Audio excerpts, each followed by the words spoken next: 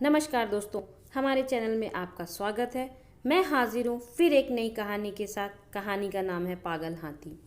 एक गुरुजी थे, उनके बहुत सारे शिष्य थे।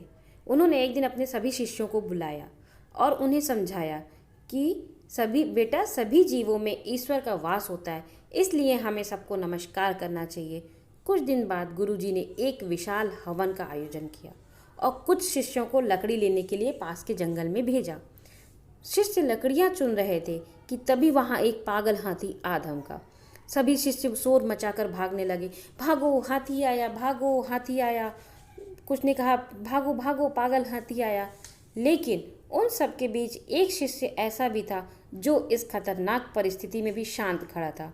उसे ऐसा करते देख उसके सभी साथियों को आश्चर्य हुआ और उनमें से एक ने बोला, ये तुम क्या कर रहे हो? देखते नहीं हो पागल हाथी इधर आ रहा है, भागो और अपनी जान बचाओ। इस पर शिष्य बोला, तुम लोग जाओ, मुझे इस हाथी से कोई भय नहीं। गुरुजी ने कहा था ना कि हर जीव में नारायण का वास होता है, इसलिए भगवान भागने की कोई ज़रूरत नहीं है।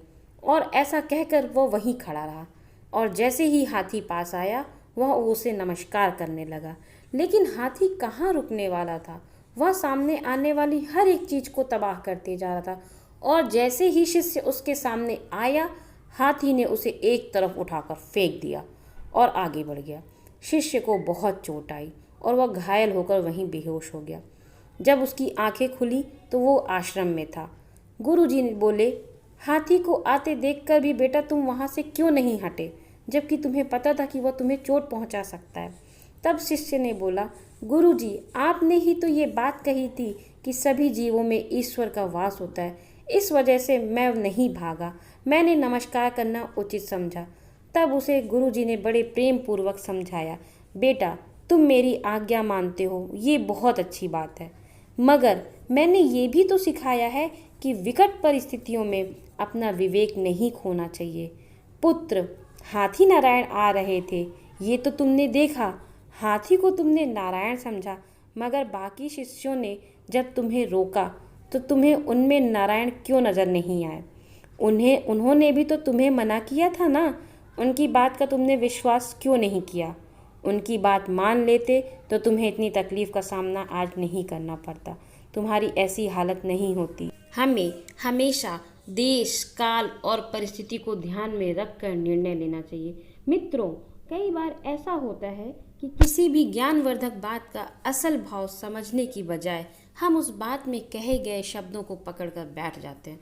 गुरुजी ने शिष्यों को प्रत्येक जीव में नारायण देखने को कहा था। इसका अर्थ है कि हमें सभी का आदर करना चाहिए और किसी को नुकसान नहीं पहुंचाना चाहिए।